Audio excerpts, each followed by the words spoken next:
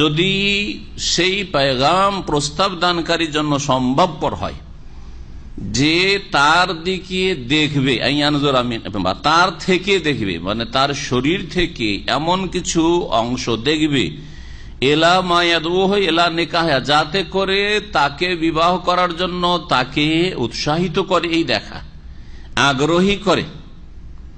দায়াদু মানে এখানে আগ্রহী করার অর্থ, তাকে আগ্রহী করে বিবাহ করার জন্য। না, দেখেছি মেয়েটি আমাকে ভালো লেগেছে, এই উদ্দেশ্যে দেখবে।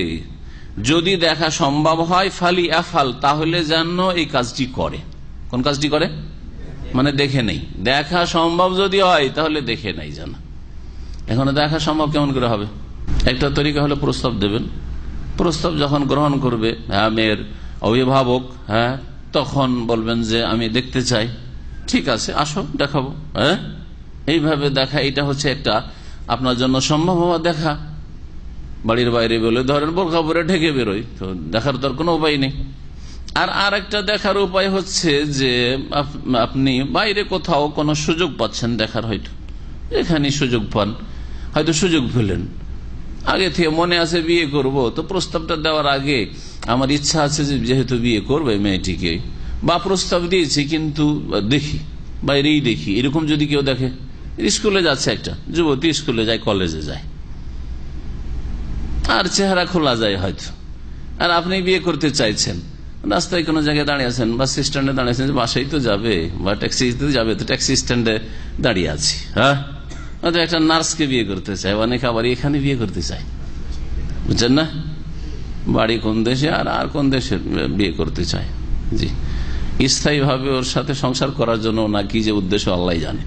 তার আপনাদের মেজরিটির মতামত হচ্ছে যে তাহলে যদি মেয়ের বাবা বা অভিভাবক ভাই যদি অনুমতি না দেয়, ওদেরকে যদি জানানো না হয়, তো রাস্তাঘাটে দাঁড়িয়ে দেখা যাবে না, নাকি যাকে দেখিনি করা যাবে না, যাবে না। আসছে ভাষ্যকারের ভাষায় শোনাবো। ভাষ্যকার মক্কাতুল মুকাররমার কাজী এবং বড় শেখ, তিনি কি বলতে চেয়েছেন বল। এখন শুনেন যে একটা মাসলা উঠিয়েছিলাম, আর আপনার সবাই এক বাক্যে ফতোয়া দিলেন যে না, বিনা অনুমতি দেখা যায় হবে না। স্কুলে যায়, আমাদের দেশে অনেকে এরকম করে, স্কুলে মেয়েটি যায় বা কলেজে যায়, ও রাস্তার পাশে দাঁড়িয়ে আছে, গাছের তলায় দাঁড়িয়ে আছে, হেঁটে যাবে দেখবো, রিক্সায় যাচ্ছে দেখবো, রাস্তায় দাঁড়িয়ে আছে, বিভিন্ন জায়গাতে, বিদেশ থেকে গেলেও এরকম করে। যাই হোক, যাই করুক, শোনেন মাসলা। ওয়ালা ইয়াহতাজু ইলা ইজনিহা, আরো বলছেন যে মেয়ের অনুমতি যে আমি তোমাকে দেখবো, অথবা মেয়ের পক্ষের অনুমতি যে আপনার মেয়েকে দেখবো, এরও প্রয়োজন করেন না। ইয়াদুল্লু আলা যালিকা ফেলো যাবে, দলিল বিনা দলিলে ফতোয়া দেবেন না। যেখান থেকে ইমাম সাহেবের আনিয়েছেন ওখান থেকে নেন, বললাম না একটু আগে।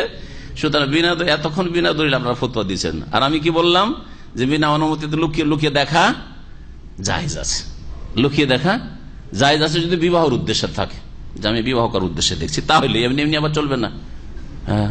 যেমন এইখানে শিখো এরিয়া, তার লেডিজ মার্কেটে চলে যান, শিখো মার্কেটে আর লেডিজ মার্কেটে চলে যান, সুবহানাল্লাহ। সকালবেলা তো আপনারা ডিউটিতে থাকেন, সকালবেলা একদিন গাড়ি নিয়ে যাচ্ছি শিখো দিয়ে, আর বিভিন্ন হসপিটালের মহিলারা বড় বড় বাসে এসে শপিং করার জন্য নামছে, আর ইন্ডিয়ান, বাংলাদেশি, পাকিস্তানি অনেক মাছি, আদম সন্তান মাছি ভ্যান ভ্যান ভ্যান ভ্যান করছে। আমি বলছি এত মাছি কেন, আদম সন্তান কখন থেকে মাছি হইল, একেবারে ভ্যান ভ্যান করছে।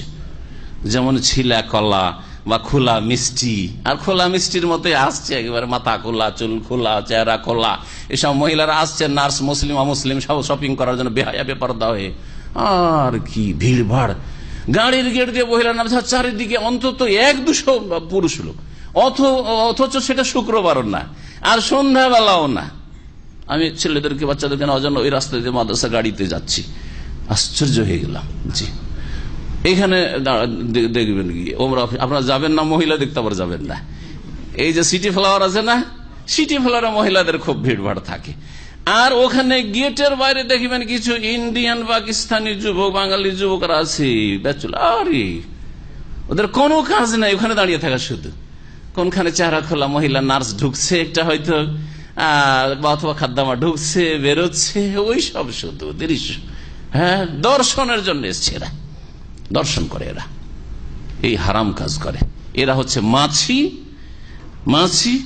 আর ওই মহিলারা যা খোলামেলা আসে তাদেরকে খুব একটু ভদ্র ভাষায় বলা হয় যে ওই মাছি ভ্যান করে বসছে ওই রকম দোকানের রসগোল্লা, আর না হলে ছিলা কলা, আর না হলে মাছি বসে নোংরা জায়গায়, তো ওইটাও বলতে পারেন যে মাছি, যেসব মাছি পেশাব পায়খানায় বসে, নোংরা জায়গায় বসে, পচা সড়া জায়গাতে, দুর্গন্ধ যেখানে ছড়ে সেখানে বসে, তো এগুলো হচ্ছে দুর্গন্ধময় কোনো কিছু, আর ওখানে ওই দুর্গন্ধের মাছি এগুলা। জাবের রাদিয়াল্লাহু তাআলা আনহু আমল মুসনাদ আহমদে রয়েছে, ইমাম শাফি ইমাম হাকিম বর্ণনা করেছেন, বলছেন ফাখাতাব তো জাবের যুবক মানুষ, তার পিতা ওহুদে শহীদ হয়েছিলেন রাদিয়াল্লাহু আনহুমা।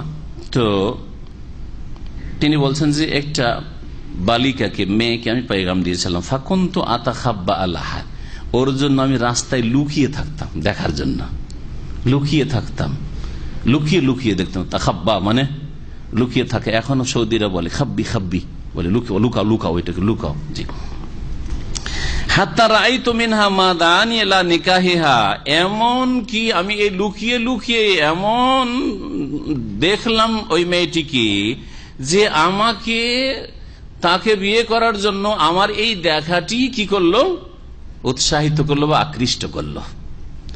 ফাতাজাওয়াজতুহা, অতঃপর আমি তাকে বিয়ে করলাম। তাহলে বিনা দলিল আমরা কথা বলি না, বোঝা গেল এবারে? তাহলে বিনা অনুমতিতে যদি আপনার বিয়ের উদ্দেশ্য থাকে তাহলে দেখতে পারেন, আর তার জন্য একবারে যথেষ্ট না। প্রতিদিন আপনি ধর্ণা দেবেন যে মেয়েটাকে যেহেতু বিয়ে করব, আর প্রতি সপ্তাহে বা প্রতিদিন তো স্কুলে এটা দিয়ে যায়, কলেজ যায়, ডেইলি ও রাস্তায় দাঁড়িয়ে দেবে নাকি? না, সেটা মোটেই না। একদিন একটু ভালো করে দেখে নিয়েছেন, যথেষ্ট হয়ে গেছে। না, আমার দেখা পুরা হয়নি, আর একটু দেখার দরকার আছে, সেটা